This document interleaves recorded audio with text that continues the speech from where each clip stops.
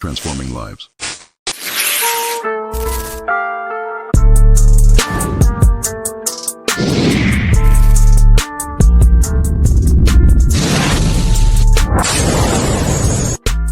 Your transformation starts here. All right, guys, welcome to Transforming Lives. I'm excited that you took your Saturday, right? Your Saturday out to come on and join on with us. I'm your host, Tony Kimball. And this season of Transforming Lives podcast is definitely different, but I'm excited.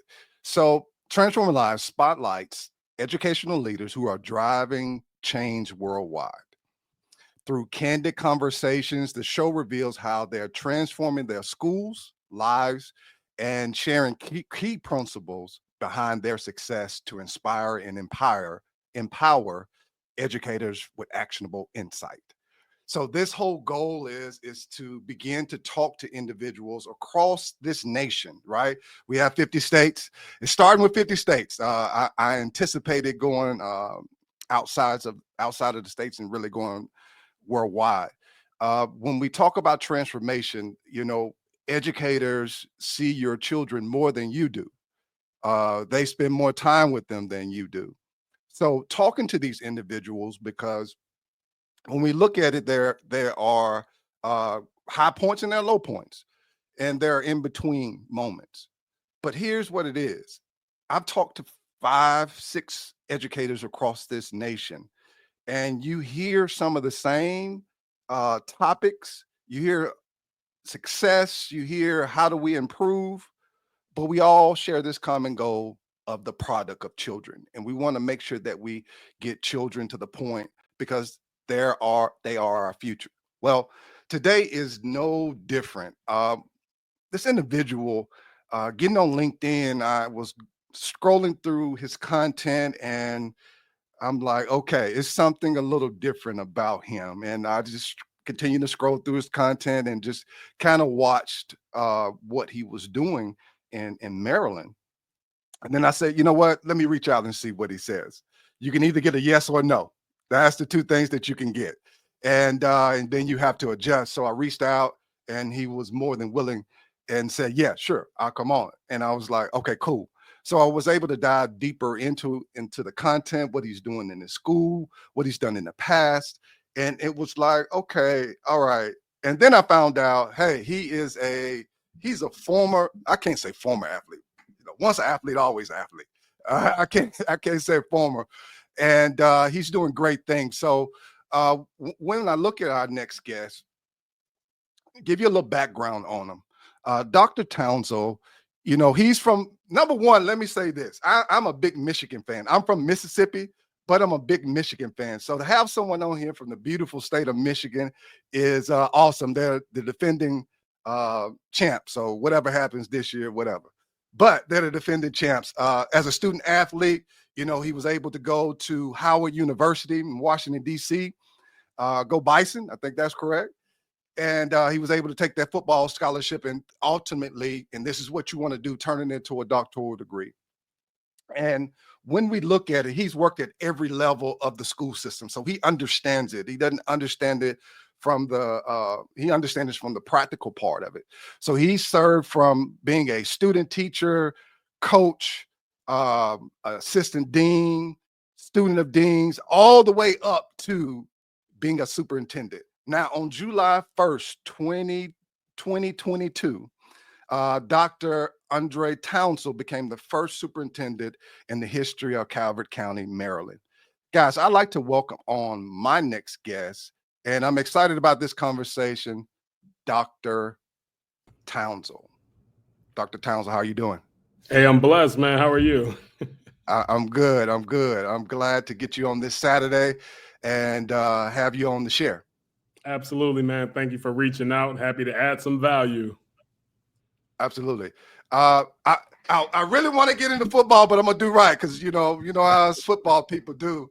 But I want to kind of jump into this. Well, let me back up. How's the weather up there? Because it's cold in Mississippi. This is not normal for Mississippi. How's the weather up there? You know what? Right now it's 33 degrees outside. Is going to be a high of about 37, 40 degrees today. So it's okay. Being from Detroit, I always tell my family we're about 10 degrees colder in Michigan than we are in Maryland. So if you ever want to gauge what the weather is like in Detroit, you subtract 10 degrees from what it is in the DC area.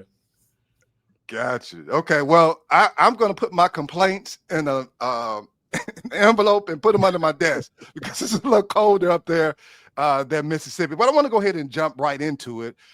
When we talk about transformation, transformation happens across our schools when you're intentional about it. Yeah. Can you share a moment of transformation that took place at your school? You've been in several schools and, you pushed the needle forward. And what were the key principles or strategies behind that success? I'll be honest with you, man. Let me just start from the high school principalship level up to being a superintendent. My opinion is that transformation occurs when you have a relationship with young people. I mean, you just have to have a relationship with young people. What I've learned is if young people respect you, if they can relate to you, they will listen to you. So a lot of times adults, we're the authority. So when we talk to young people, you're stressing that authority. But young people today are not like the young people of yesterday. A lot of information at their fingertips. Believe it or not, some of our young people are some of the smartest human beings walking this planet with the access to information that they have. Because humans, don't forget, listen, we're smart. We adapt. I mean, we think, just because you have Chat GPT or just because no, they're adding that to what the human being already has. So they're extremely intelligent and extremely powerful. But that transformation happens at that relationship level. And when you have great relationships with young people, man, they will run through a wall for you. By the grace of God, every place I had the privilege of leading, academic achievement increased because my philosophy is as climate and culture goes, so goes curriculum and instruction. If expectations are in place, if young people are understanding what you need them to do and they're relating to you, you're going to get some things done. So the transformation for me is strictly relational and being relatable to young people. And that is the key ingredient and the foundation of the bedrock of ensuring that young people achieve over time with regards to academics. Oh, that's good. Relationships. That being relational is a concept that should be talked about from the beginning of time, but it was not on the forefront of a lot of our schools. It was okay, can we push this needle and just make things happen? But I love that, this whole idea of being relational. There's a book by a gentleman that I follow, a leader, Dr. Darius Daniels, and it was Relational Intelligence. And this book just really highlights the idea of being aware of the relationships that are around, because if you don't develop that relationship, kids are not going to open up. I agree 1000%. So, next we talk about relationships.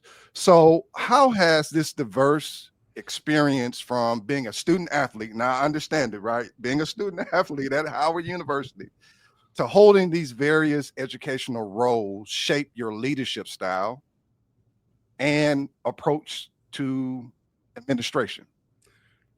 Great question, man. I believe that being a student athlete at Howard University, number one, when you think about, I was a football player, and being a student athlete, I mean, I was a teammate, and transitioning from being an athlete in the locker room to an adult in a faculty meeting. The team is the team. The locker room is the faculty lounge. I mean, it's the same philosophy. And what I've learned is how to just really overcome adversity. The reason why I love sports so much is because I do believe that sport is life playing out in its physical form. when you talk about Ooh, overcoming adversity, when you're yeah. talking about collaborating and working together for a common goal, when you talk about role players, I mean, it's just life in the physical form. Whatever situation or section you are in life, you can literally put that on the football field and watch it play out. It just looks Right. different. So I'll say this: when I was at Howard, and going back to that relational piece, my major was physical education. So I was a gym teacher, and I Uh-huh. learned how to motivate young people to put on gym clothes and gym shoes. You're talking about working in Washington, D.C., Yeah. in some different communities, young people, how do you motivate them to go to the locker room and change their clothes to come out and get sweaty and then go back in the locker room and get Yeah. dressed and get back to school? That's hard to do when you have young, impressionable folks. But being at Howard Right. University, man, I'll be honest, I was exposed to some of the best educators, in my opinion, that walk this planet.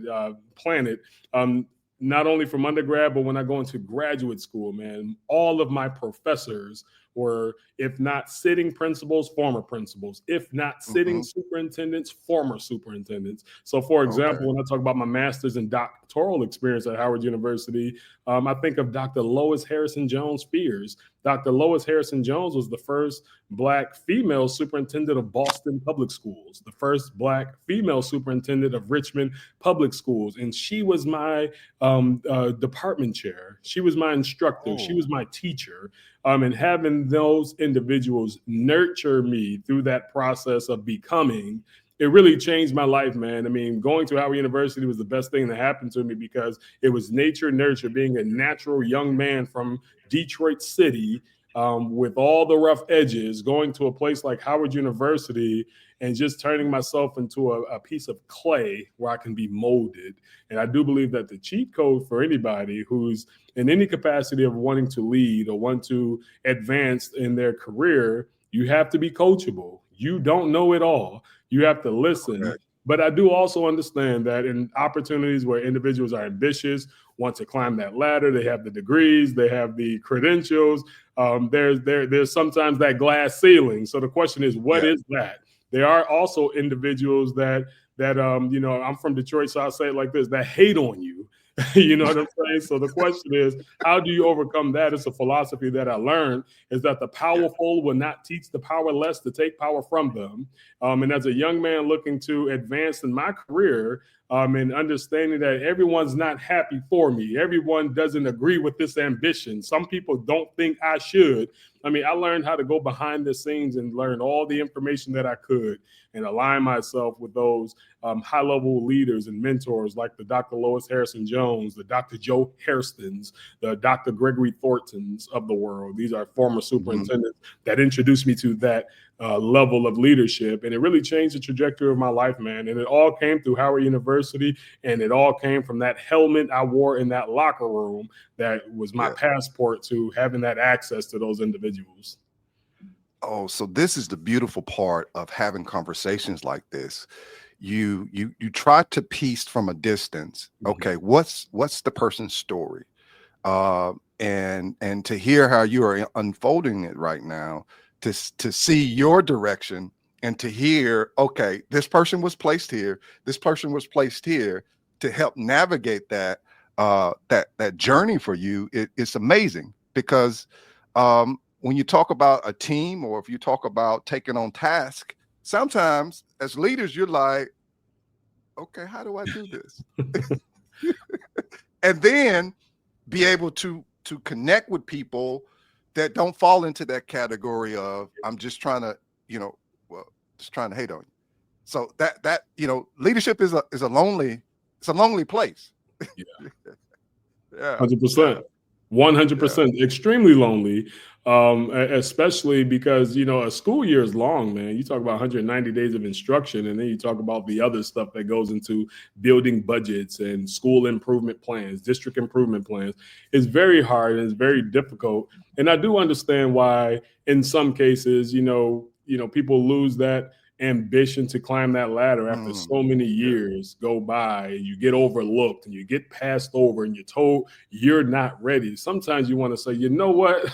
let me find something else to do. I have some ability. I think I can add value, and no one wants to give me a shot. But I'll say to individuals who are faced with being blackballed or being shadow banned or being Yeah. not promoted, listen, Yeah. diamonds shine anywhere. If you, this is a book I read called The Score Takes Care of Itself by Bill Walsh. And the philosophy of that book is, listen, you do what you're supposed to do. You read the book, you write the paper, you know your information, you do the application, you get the interview, and the score takes care of itself. The promotion takes care of itself. Everything takes care of itself when you do what you're supposed to do. And that's the philosophy that I live by. I just did what I was supposed to do. And when I was overlooked for opportunities, it never backed me down. I continued to move forward the way I knew. And the score took care of itself. The promotion took care of itself. The job took care of itself. And now I have the opportunity to change the trajectory of young people's lives all over the country. Right. Oh man. Now you brought up my guy, man, Bill Walsh. Oh my Yes, goodness. indeed.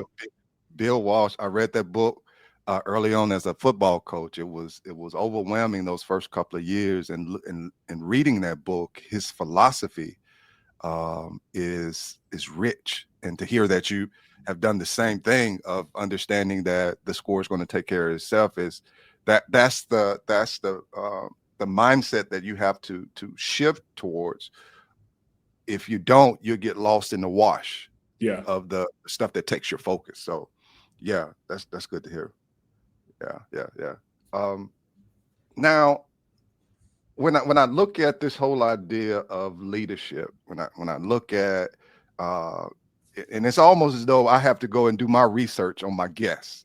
If you want to have something effective, if you want to have an effective conversation. And I've gone back to all of your spots, looked at interviews, and tried to come abreast of who you are.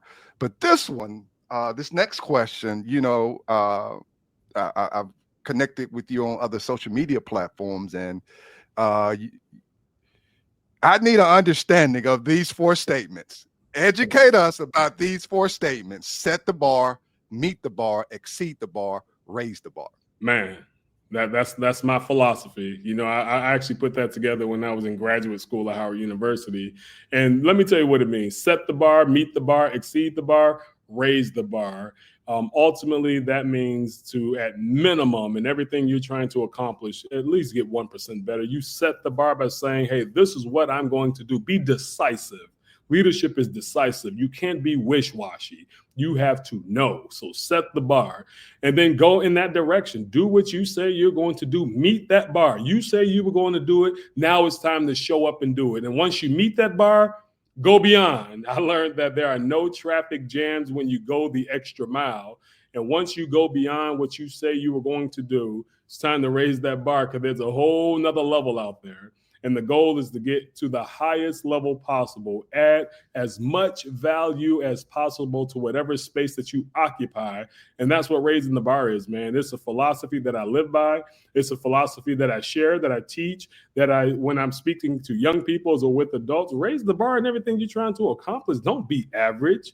Don't be mediocre. Mediocre and average is not great. You said you wanted to do something great. If you want to do something great, you can't do the average. You have to get up early. You have to go to bed late. You have to labor with the language of leadership. You have to get in the weight room. You said you wanted to be a professional athlete. You didn't do the push-ups. You didn't shoot the jump shot. You didn't throw the ball. You didn't run the route.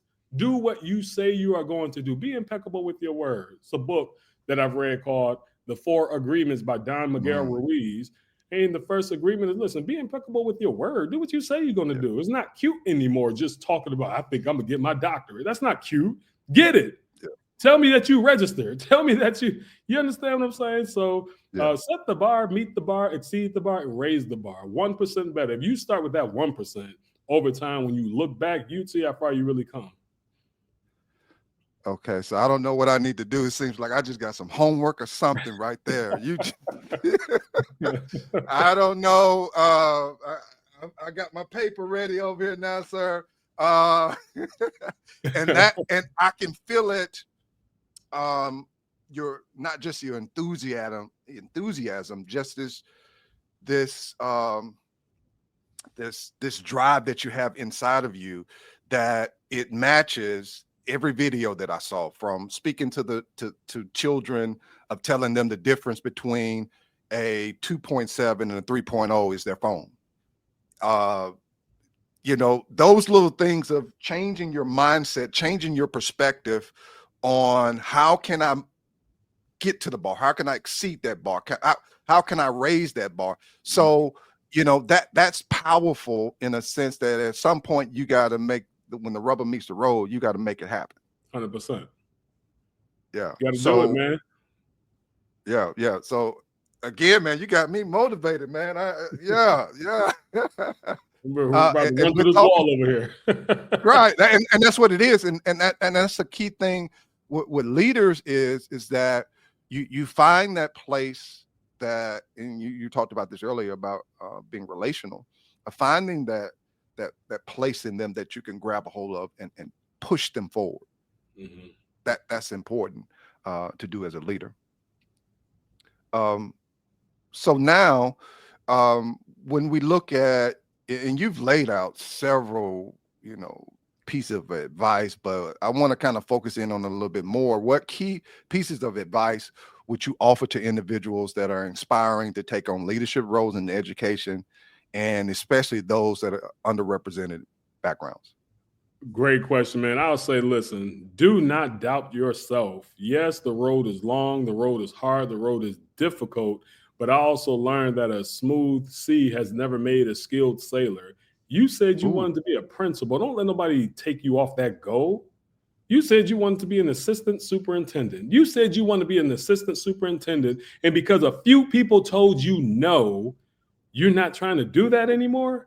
Listen, I'm from Detroit. I'm from Michigan, and there's a banner that hangs up in one of the high schools that I had. I think it came from the University of Michigan. It said, "Those who stay will be championed." Don't let nobody run you off of your goal and off of your dream. Stay. It's going to be difficult. It's supposed to be. It's not going to be easy. Let me just say this. Don't wish it was easier. Wish that you were better. Don't wish it was less challenging. Wish that you had more skill. Don't wish that it took less problems. Wish that you had more wisdom. Don't wish that it took less work. Wish that you had more work ethic.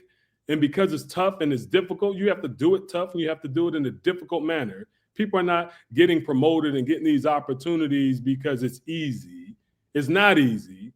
The people are winning and achieving goals and raising the bars because of what I learned from the coach of Duke University, handle hard better. People are winning because they just handle hard better.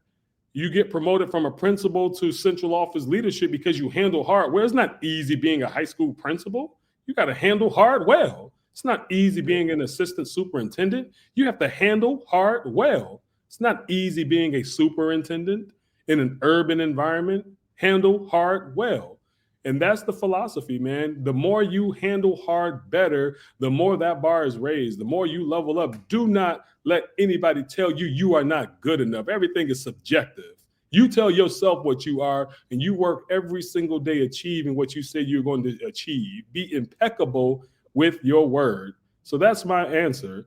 Don't let anybody take you off your square. Don't let anybody take you off your goal. Don't let anybody's words make you change your direction. You have to decide. And to decide is a very serious word. Decide, you have to look at it.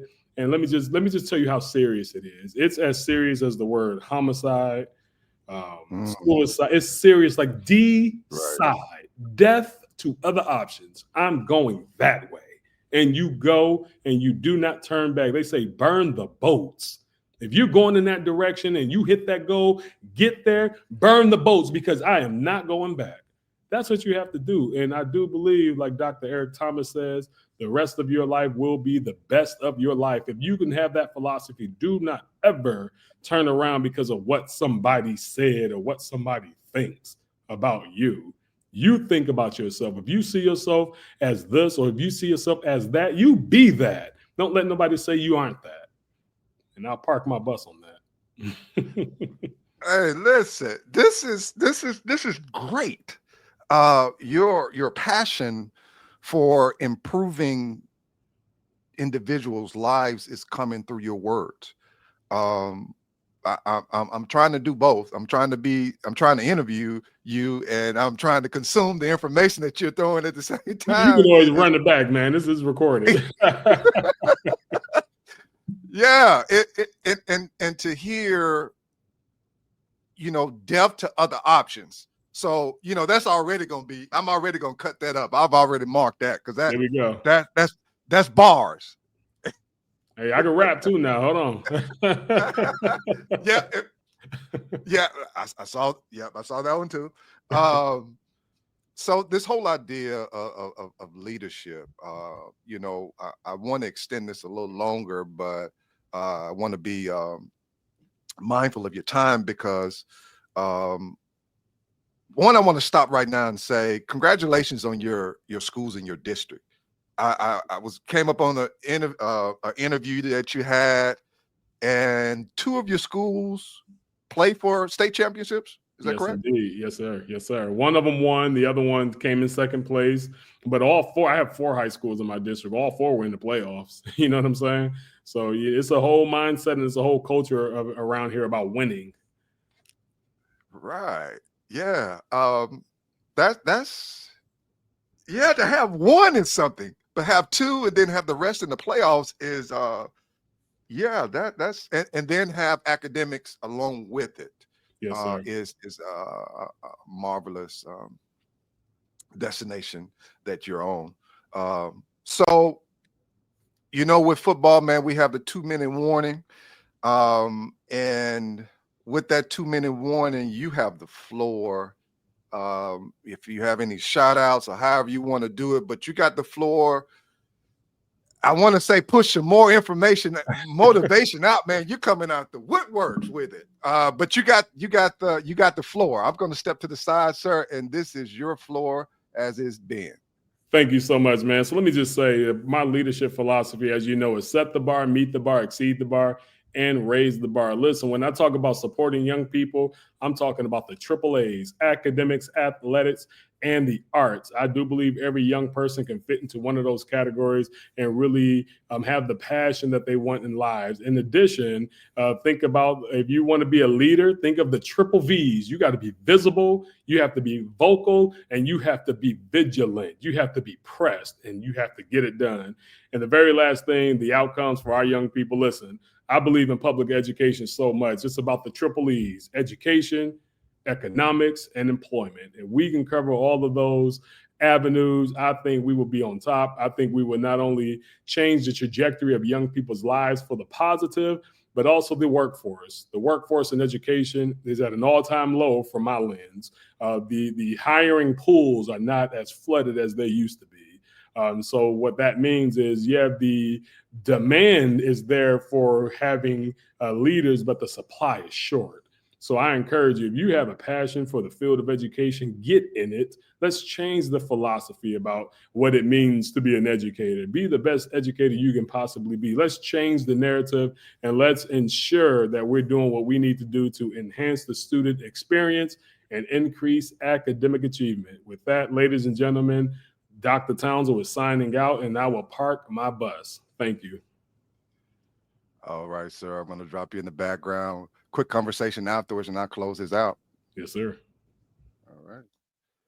All right, ladies and gentlemen, that was Dr. Townsel. I don't have a mic in here, but I'm going to drop this mic right here. The information, the passion, and the compassion that you hear in the voice of Dr. Townsel is what is happening every day in his school district. So, guys, if you have the opportunity, make sure you share this with an educational buddy. That listen, hearing this over the break can be that not just motivation, but motivation for application. So, again, share this with your buddy. Like and subscribe. This ends Transforming Lives podcast. We out.